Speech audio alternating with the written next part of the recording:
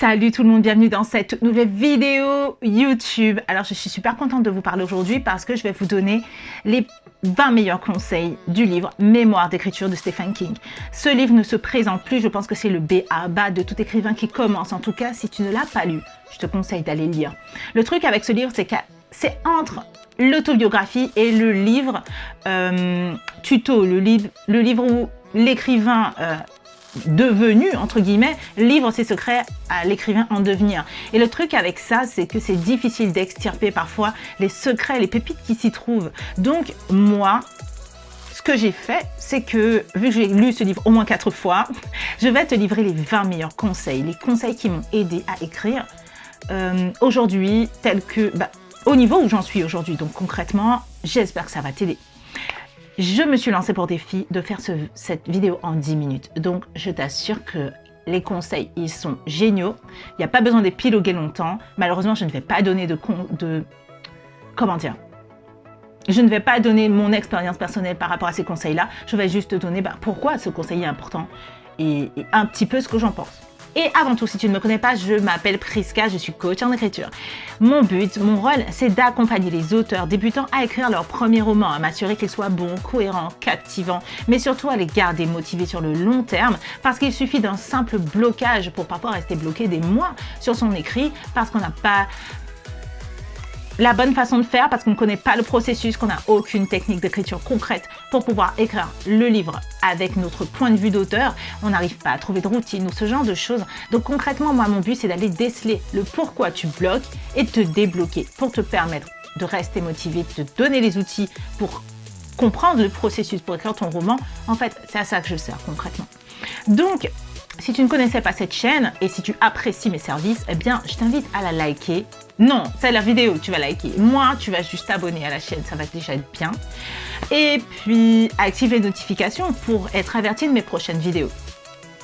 Donc concrètement, le premier conseil que je vais vous donner aujourd'hui, eh bien, c'est un conseil qui m'a complètement dédramatisé mes premiers jets. Parce que je pense que tu le sais, l'écriture se fait en plusieurs fois. C'est-à-dire qu'il y a un premier jet où là, on déballe. On déballe tout ce qu'il y a dans le sac, on va le vider complètement sur le lit et on va dire tout ce qu'il y a à dire. Donc on va aller développer tout le contexte, tout le passé, tout le présent du personnage, tout ce qui lui arrive comme péripétie jusqu'à la fin. Et ça, on va tout déballer en fait.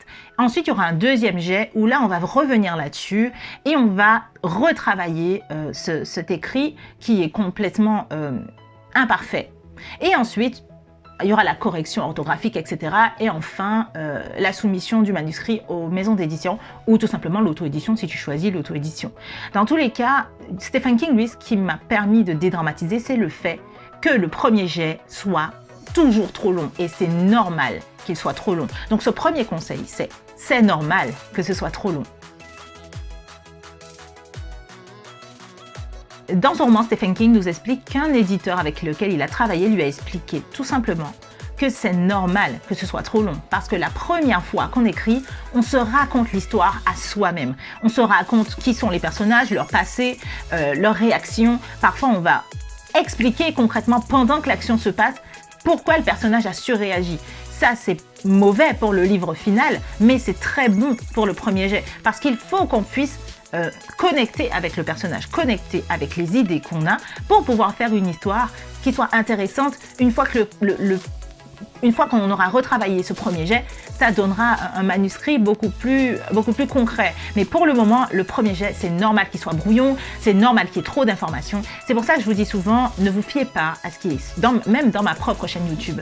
J'ai une vidéo qui s'appelle Gare à l'infodump et au final, cette vidéo, elle ne s'applique que pour les personnes qui soient déjà édité leur livre, qui ont fini leur premier jet et qui ne l'ont pas encore travaillé. Et donc, pendant qu'on le travaille, je vous explique, l'infodump, c'est pas bien. Toutes les informations que vous avez en trop sur vos personnages, sur leur passé, etc., il faudra le retirer de l'action pour pouvoir l'amener plus subtilement. Et ça s'apprend. Concrètement, ça s'apprend. Et du coup, moi, ce que je veux surtout vous dire là, dans ce premier conseil, soi-disant 10 minutes, à mon avis, c'est foutu. Ah ouais, c'est vraiment foutu parce que vu mes bugs, ce que je veux vous expliquer là, c'est que le premier jet, c'est forcément trop long.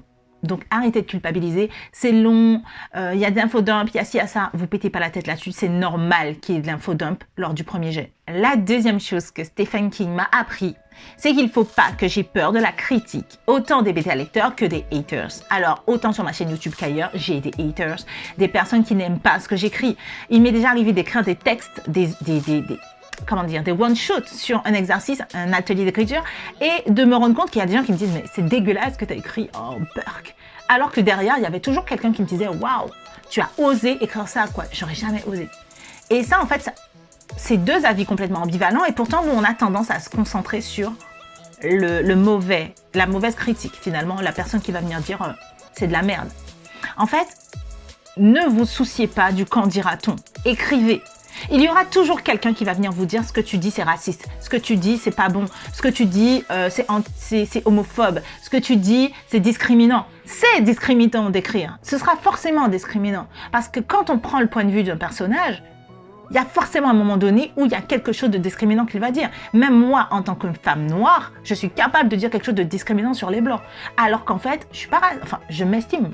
J'estime que je suis pas raciste. Mais il y a forcément quelqu'un qui va venir me dire « Ouais, ce que tu as dit, c'est raciste. » Si ça se trouve, sous cette vidéo, je vais entendre ça, tu vois. Donc au final, vous pétez pas la tête sur ce que les gens peuvent dire de votre écrit. Écrivez. Écrivez, point. Ce que Stephen King dit exactement, et j'arrive pas à répéter la phrase parce que je l'ai pas apprise par cœur, hein, vous vous doutez bien. Il dit, si vous cherchez à écrire aussi honnêtement que vous le pouvez, vos jours comme membres de la bonne société sont comptés. Et ce qu'il dit est vrai, parce que quel que soit ce que vous allez écrire, il y aura toujours quelqu'un qui va vous dire que c'est pas correct. Ne vous souciez pas de ça. Si vous connaissez l'intention que vous avez mis dans vos mots, la dernière fois on avait parlé de racisme, comment décrire un personnage noir sans paraître raciste. Au final, il y a des gens qui vont vous dire « Ouais, fais attention à ça, fais pas attention à ça. » Alors, au final, ça veut dire quoi? Qu'on arrête d'écrire des livres sur les noirs, qu'on parle pas de racisme en fait, non, qu'il y a impossibilité de créer un personnage raciste. Là, il y a un problème en fait. Elle est où la liberté d'expression? C'est pas à ça que sert un livre au final, à débattre de différentes idées pour transmettre un message. Parce qu'au final, il n'y a pas de bonne ou mauvaise réponse.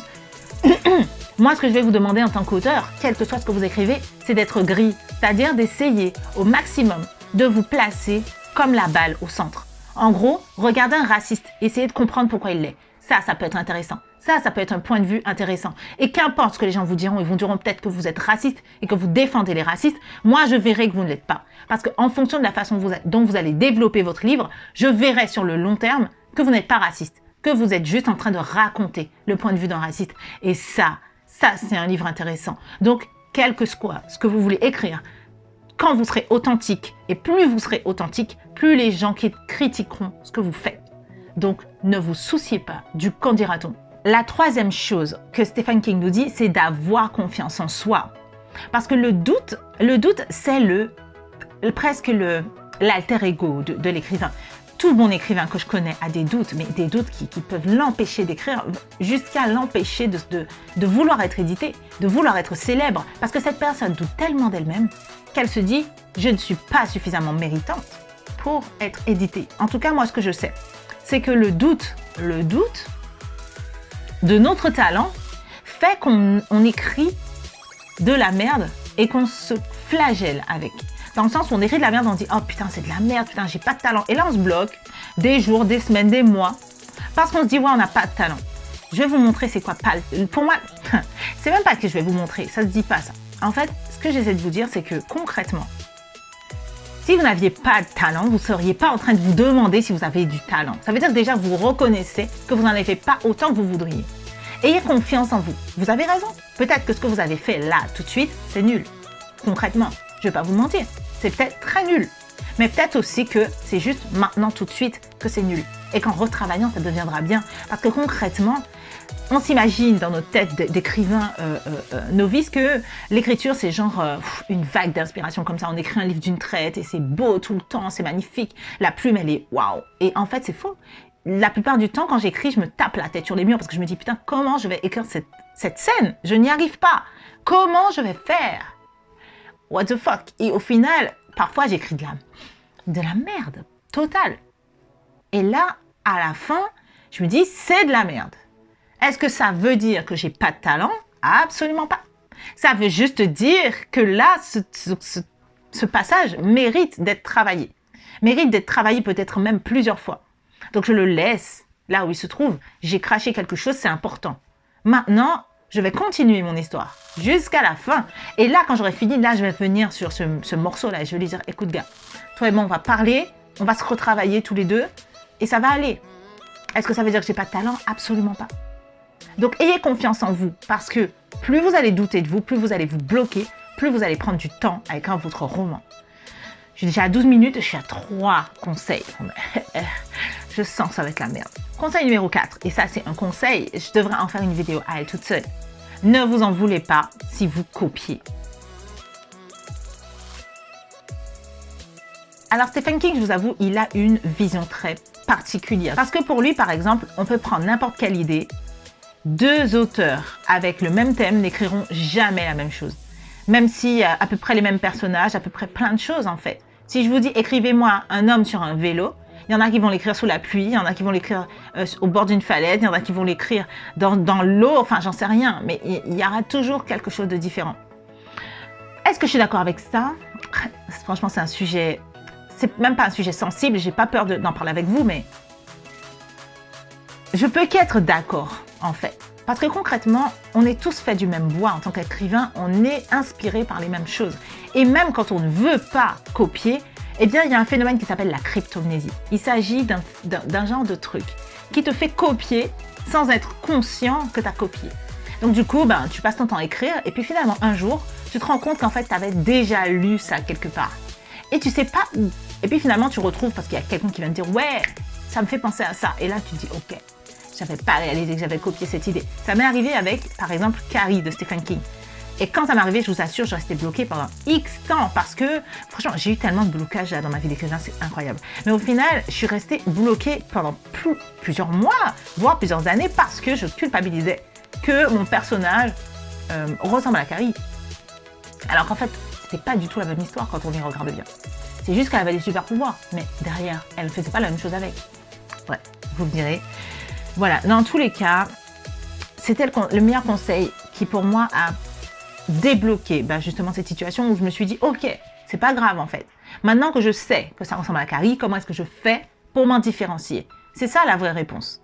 Aujourd'hui, je vois trop d'auteurs se bloquer en se disant ouais, ça ressemble à ci, ça ressemble à ça. Ok, ça ressemble, ok, là c'est la base. On sait que ça ressemble maintenant, qu'est-ce qu'on fait? C'est ça que la question que vous devez vous poser. Vous ne devez pas rester bloqué, oui, je suis un copieur. Non, vous n'êtes pas un copieur. Si vous étiez un copieur, vous auriez copié consciemment. Vous auriez dit, ouais, ça me plaît, je vais faire pareil, comme ça j'aurai la même carrière. Mais en fait, si vous vous dites, merde, je suis un copieur et tout, non, je veux trop pas. En fait, c'est parce que vous n'êtes pas un copieur. C'est tout.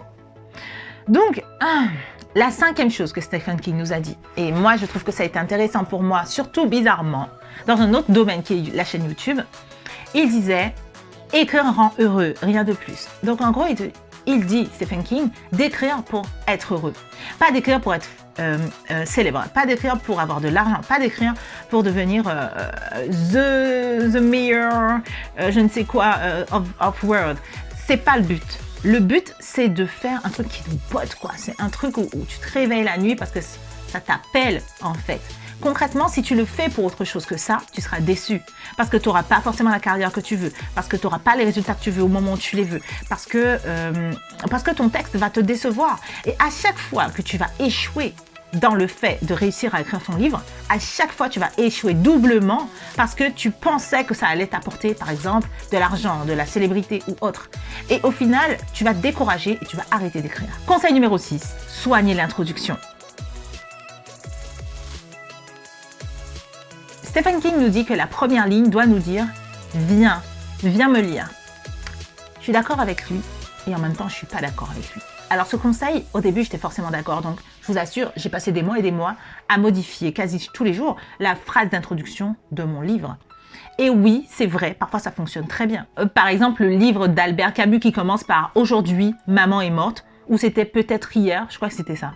Oh, c'est ça. Parce que je vous avoue que la première phrase du livre d'Albert Camus, « Aujourd'hui, maman est morte » ou « Peut-être hier, je ne sais pas », c'est juste incroyable cette phrase en fait. Là, tu lis ça, tu es obligé de lire la suite. Parce que tu dis, mais c'est quoi ce personnage, what the fuck? Le truc, c'est que parfois, pour moi, c'est pas la première phrase qui va me faire accrocher, c'est ce qui se passe après. Parfois, la première phrase, ça va être « ça va », et puis la deuxième phrase, ce sera « elle me regarde les yeux livides et elle me répond pas. Et là, je comprends qu'elle est morte. Et là, ouais, concrètement, oui, c'est un bon début.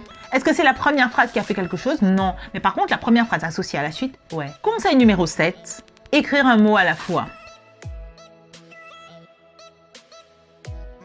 Selon Stephen King, qu'il s'agit d'une anecdote ou du Seigneur des Anneaux, chaque livre est écrit un mot à la fois. On l'oublie souvent en tant qu'auteur parce qu'on voit la charge. Parfois, on s'assied et on regarde le lot de pages blanches qui sont devant nous.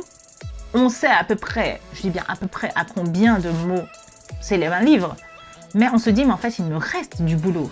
Là, je suis même pas au quart de la moitié du tiers de ce que je dois faire. Et là, on s'apesantit.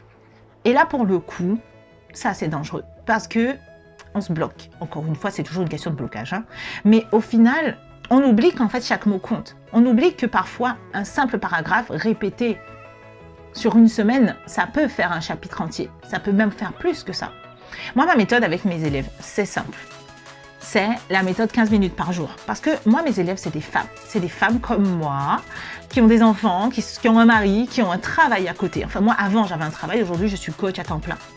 Mais avant, j'avais un travail pendant que j'écrivais. Et j'avais du mal à terminer mes romans. J'ai pris mon premier roman, ça m'a pris 5 ans. Et au final, j'ai réalisé, en me faisant coacher, que ça me prenait 3 mois avec la méthode 15 minutes par jour. Je vous explique la magie de cette méthode parce que tout le monde me dit « Ah, 15 minutes par jour, mais qu'est-ce que j'ai le temps d'écrire ?» Ah ben beaucoup de choses. Je vous assure, en 15 minutes par jour, j'écrivais 2 chapitres par mois. Récapitulons. 15 minutes par jour, c'était 2 chapitres par semaine. 2 chapitres par semaine, c'est entre 8 et 10 chapitres par mois, ce qui veut dire qu'en 3 mois, j'ai écrit 30 chapitres. Sachant que mes livres font 200 à 300 pages en général. Du coup, en 3 mois, j'ai terminé mon livre. Le premier jet de mon livre. Il y a encore du boulot derrière. Mais le premier jet est fini. Oui, c'est possible d'écrire 15 minutes par mois. Et je vous explique brièvement pourquoi. 15 minutes, c'est magique. 15 minutes, c'est trop peu. Et pourtant, c'est suffisant. C'est suffisamment petit pour l'intégrer dans une routine, n'importe laquelle. Je travaille. Pendant ma pause déj, j'écris sur mon téléphone. Parce que c'est ce que je faisais. Pendant ma pause pipi, j'écris 5 minutes. Voilà, j'ai 3 pauses pipi. Je vais écrire 5 minutes par pause pipi. Et au final, à la fin de la journée, j'ai fait mes 15 minutes. Donc déjà, c'est gratifiant. Aujourd'hui, je sais que 15 minutes minimum d'écriture me suffisent. Ensuite, bien sûr, je mets en place une routine pour que la prochaine fois que j'écrive le lendemain, j'ai pas beaucoup de préparation à faire. Et puis, bizarrement, ces 15 minutes-là, quand on les termine, on n'a pas envie de s'arrêter. C'est chiant. On se dit, mais 15 minutes, c'est insuffisant. J'ai tellement de choses à dire. Et bien, bizarrement, ce que ça va créer, c'est de la frustration. Donc, après les 15 minutes, on va être hyper frustré, on va avoir envie d'écrire plus. Donc, on va partir. On va tout le temps penser à son histoire, il y aura de nouvelles idées qui vont venir et à un moment donné, il y aura une fenêtre de genre 2, 3, 4 heures qui va s'ouvrir devant nous, on va se dire oh, je vais écrire. Et là, on écrit, mais d'une traite, on écrit 2000 mots là, ça y est. Et en fait, bizarrement, les 15 minutes qu'on pensait qui allaient nous faire quelques mots par-ci, par-là, un petit chapitre par semaine, ça se transforme en bizarrement 3-4 chapitres par semaine. Et là, on se rend compte qu'en fait, on est beaucoup plus prolifique en se mettant dans la tête qu'on n'a que 15 minutes pour bosser. Et là, ça va soit nous gratifier parce qu'on aura réussi à le faire, soit nous augmenter notre frustration et nous pousser à écrire encore plus et encore plus assidûment. Parce que si moi, je viens et je vous dis, ouais, on va écrire 2 heures par jour, c'est 2 heures minimum par jour. Là, vous allez me dire, Prisca, t'as fumé ou... On est d'accord ou on n'est pas d'accord? Dites-moi en commentaire si vous êtes d'accord avec ça. Est-ce que vous arrivez à écrire 2 heures par jour? Si vous y arrivez, franchement... Oubliez mes 15 minutes par jour, ça ne vous servira à rien. Mais si vous êtes comme moi, vous êtes une femme, une maman, que vous avez un boulot, que vous avez des responsabilités concrètement, que vous ne pouvez pas abandonner comme ça, eh ben, dites-moi en commentaire si franchement vous pensez que 15 minutes, c'est accessible pour vous. Un petit objectif pour de grands résultats. Je vous assure, 3 mois, on suffit pour que j'écrive mon roman. Avec des techniques, bien sûr. Il y a eu une question de lâcher prise, il y a une question de prise de conscience, de prise de confiance aussi en mon talent. Il y a plein de choses qui se sont passées pas pendant ces 15 minutes. Il y a eu un travail de fait autour de ces 15 minutes. C'est que 15 minutes prises toutes seules comme ça, ça peut suffire. Mais il faut se faire confiance. Bon, on passe à autre chose parce que là, sinon, je ne vais pas finir cette vidéo. Moi, la raison pour laquelle je n'arrivais pas à me faire confiance à écrire jusqu'au bout, c'était que, je ne savais pas travailler mon idée. Et je vous ai fait une vidéo pour pouvoir apprendre à travailler votre idée. Elle s'appuie sur les clichés de Game of Thrones. Elle s'appelle « Comment trouver la bonne idée » ou « Comment trouver une bonne idée ». La deuxième chose, c'est que je n'avais pas de processus d'écriture concrètement. Je ne savais pas comment on écrivait un roman, concrètement comment on le structurait. Et ça aussi, c'est compliqué parce que je savais à peu près comment créer un personnage, mais comment le lancer sur une intrigue qui va intéresser d'autres personnes que moi, c'est déjà un autre sujet. C'est d'ailleurs la raison pour laquelle j'ai décidé de faire une super masterclass sur mon groupe d'écriture. Pendant 5 jours, on va apprendre à structurer son intrigue, à structurer son histoire pour pouvoir en faire un roman incroyable. Et ça, je vais le faire début décembre. Donc, si tu es intéressé par cette masterclass qui sera gratuite, ce sera 5 jours intensifs d'écriture. Si tu es intéressé par ça, regarde en barre d'infos. Rejoins le groupe Facebook parce que de toute façon le groupe Facebook c'est simple, c'est une masterclass par semaine en live sur un sujet d'écriture. Donc si tu as des difficultés à mettre en place tes routines, à savoir comment construire le processus concret pour créer un roman, eh bien viens sur ce groupe. Franchement ça va beaucoup plus loin que les vidéos YouTube, puisque justement je me concentre sur ce qui te bloque, je me concentre sur ce dont tu as besoin pour finir ton roman. C'est pas juste quelques conseils par-ci par-là, c'est un groupe qui t'est dédié concrètement, où on parle de tes difficultés. Et ouais, c'est ça qui nourrit ce groupe-là. Donc concrètement, si tu as envie d'aller plus loin, de passer d'un stade amateur à professionnel, ou en tout cas d'entrevoir la dynamique globale de l'écriture d'un roman, viens dans le groupe. Concrètement, ça va t'aider. Parce que les chaînes YouTube, ça donne énormément d'informations. Il y a des feux rouges, des feux verts dans tous les sens. Le groupe, il te lead en fait. Concrètement, il te donne de vraies réponses par rapport à tes difficultés, parce que chaque auteur est différent. Donc, le 8e secret, entre guillemets, non, c'est ça 8, c'est pas ça.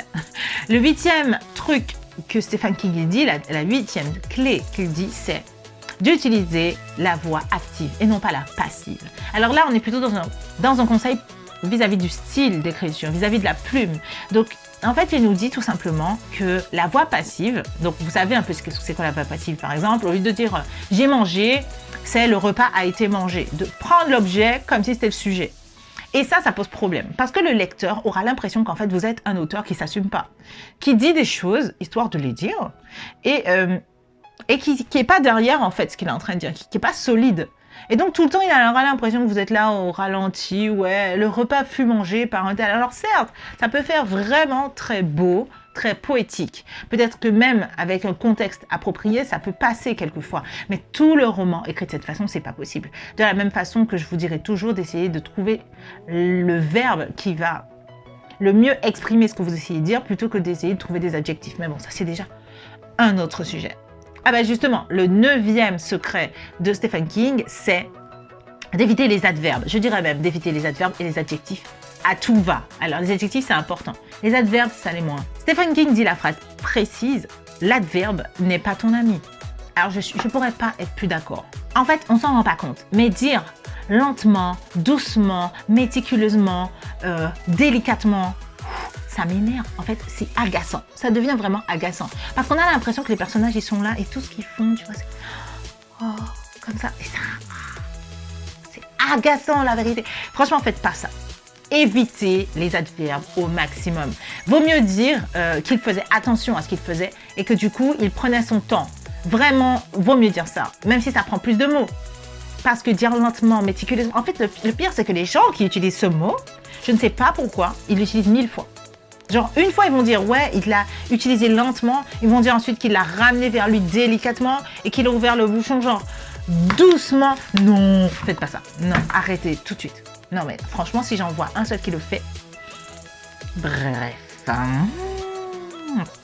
le 10e conseil qu'il nous donne Stephen King, c'est de faire des paragraphes. Malheureusement, je reçois trop de manuscrits, d'exercices, qui ne font... Même des chapitres. L'autre fois, on m'a donné un manuscrit, c'était un seul chapitre. Il y avait, je crois qu'il y avait au moins 20 ou 25 000 mots. C'est pas possible, ça. Il faut faire des paragraphes pour aérer l'esprit du lecteur. Parce que si le lecteur, il voit un pavé comme ça, eh bien, c'est simple. On est tous occupés dans la vie. Moi, quand je vois un pavé comme ça et que je commence à le lire et que j'ai l'impression de ne pas respirer, parce que bizarrement, c'est oppressant de lire un texte comme ça, eh bien, quand je vais refermer le livre, eh bien, j'aurai peur de revenir. Parce que je vais me dire... Mais comment est-ce que je vais retrouver l'endroit où j'étais dans ce pavé? Je ne me rappelle même plus de ce que j'ai mangé hier. Vous pensez que je vais me rappeler de la dernière phrase que j'ai lue? Non. Alors que quand c'est aéré, à ce moment-là, ben je m'arrête à un chapitre, un paragraphe du moins, je mets mon... le truc là qu'on met dans le livre pour retrouver sa page. Et je referme mon livre. Je sais que je vais retrouver mon paragraphe. Mais là, si le paragraphe, il fait 10 pages, comment je fais pour me retrouver là-dedans? C'est pas possible. Pensez au lecteur, en fait, déjà. Et puis, c'est beaucoup plus agréable de lire un livre aéré qu'un livre pavé, quoi. Déjà, on vous dit d'arrêter les pavés de description. Alors, imaginez les pavés tout court. Voilà, bref. Alors, 11e conseil. Je crois bien que c'était le 11e conseil. Oui, le 11e conseil de Stephen King, c'est faites attention à l'orthographe. Stephen King nous dit concrètement que l'orthographe, c'est important. Que l'orthographe, c'est carrément le b.a.-ba. 2 hours later. Les amis, je voulais vous faire les 20. Concrètement, je voulais vous faire les 20 aujourd'hui. Mais je réalise que là, ça fait 30 minutes que je parle. C'est ouf, c'est trop. Donc, je vais diviser cette vidéo en 2. Donc là, concrètement, je vous donne les 10 premiers conseils. Et dans la vidéo de dimanche, je vous en donnerai 10 autres. Je pense que là, on peut s'arrêter là concrètement parce que là, je vous ai trop parlé. Vous n'allez pas vous en sortir à la fin. Vous allez me dire, mais Prisca, wesh, tu veux nous maman ou quoi? Donc, c'est simple. Je vais vous laisser sur cette vidéo-là. Je vous invite, comme d'habitude, à rejoindre le groupe Facebook si vous voulez profiter de votre masterclass gratuite. Comme je vous l'ai dit, et je vous l'ai dit tout le temps, le prix de mes masterclass, 289 €. Est-ce que vous avez envie de payer ça? J'espère que oui, hein, c'est le but quand même. Mais là, tout de suite, sur mon groupe Facebook, ça ne va pas durer vitam aeternam. Je donne une masterclass par semaine, gratuite. Donc, venez en profiter tant que c'est encore disponible, tant que je le peux encore. Parce que moi, je vais me concentrer sur mes groupes payants. Parce que j'ai également des groupes d'accompagnement payants où je fais des ateliers, des coachings pour aider à atteindre un autre niveau de plume. Donc là, pour le moment, j'ai encore le temps de faire les 2 groupes. Donc, pour le moment, mes masterclass sont disponibles. Donc, venez dans le groupe. On fait une masterclass par semaine. Et on parle de nos difficultés, de nos blocages, de nos problèmes d'écriture. Si tu as un problème d'écriture, que tu es bloqué, ce groupe est fait pour toi. Et je suis là pour toi. Donc, profites-en. Pourquoi te priver concrètement? Qu'est-ce que ça te coûte? Donc voilà les gens, cette vidéo est terminée. J'espère qu'elle vous aura aidé. J'espère que vous allez l'apprécier. Moi, du coup, je vous dis à très bientôt pour une autre vidéo. Et puis, n'oubliez pas de vous abonner à la chaîne, de liker la vidéo si elle vous a plu, partager. Et à très bientôt, j'espère de l'autre côté. Je vous dis pas au revoir. Je vous dis à bientôt sur le groupe Facebook. Voilà, à très vite.